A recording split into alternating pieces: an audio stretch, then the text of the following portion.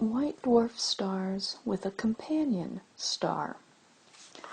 And we have seen that most stars come in binary systems. So we have two stars orbiting around each other.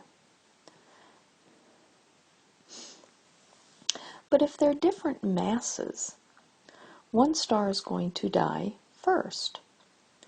So if you have one star die and become a white dwarf, while the other star is still going through its life cycle, that companion star will eventually become a red giant.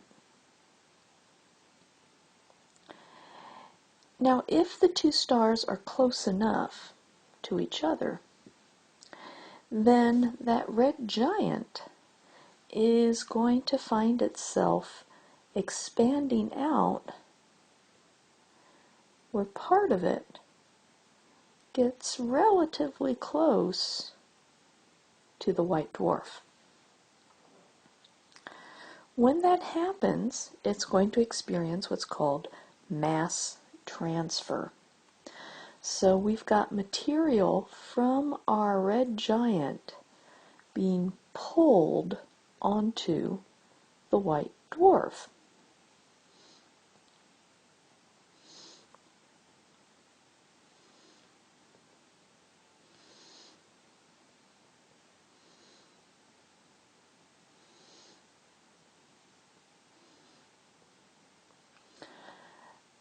So when this first occurs, of course, white dwarfs are hot. So you've got what's mostly hydrogen falling onto this hot white dwarf. First thing that's going to happen is the hydrogen will ignite. And that's going to make the white dwarf get very bright for a short period of time.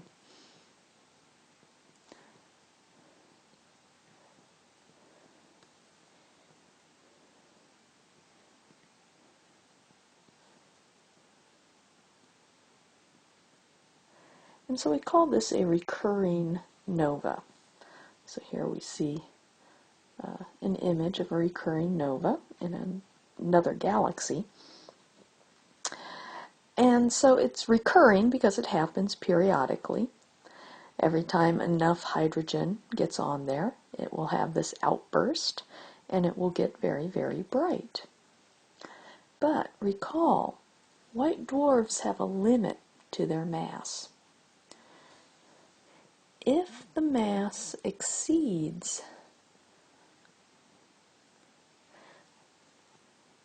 1.4 solar masses, the white dwarf blows up.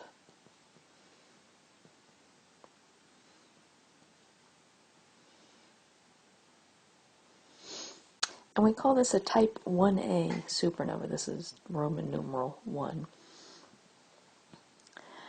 So you've got your white dwarf. You've got stuff dumping on it, dumping on it, dumping on it. When it finally reaches the point where the white dwarf goes just past that 1.4 solar masses, it can't take anymore. It's going to implode on itself, and then it's all going to blow outward in this supernova. And that's what we see right there. That's a type 1a supernova in a distant galaxy.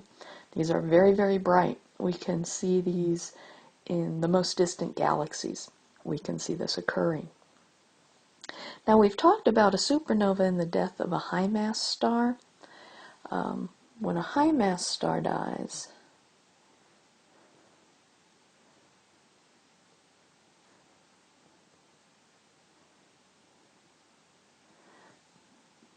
that's actually a type 2 supernova. Now, how the numbering came the way it does, I'm not sure. But somehow The death of a high mass star ended up being the one called Type 2. An exploding white dwarf ended up being called Type 1. And there is a Type 1b as well, but we won't worry about that. So, a white dwarf by itself over time becomes a black dwarf. A white dwarf in a binary system that gets enough mass transfer to push it over the 1.4 solar mass limit will eventually blow up and become a type 1a supernova. So that's the most dramatic end point of the life of a low mass star.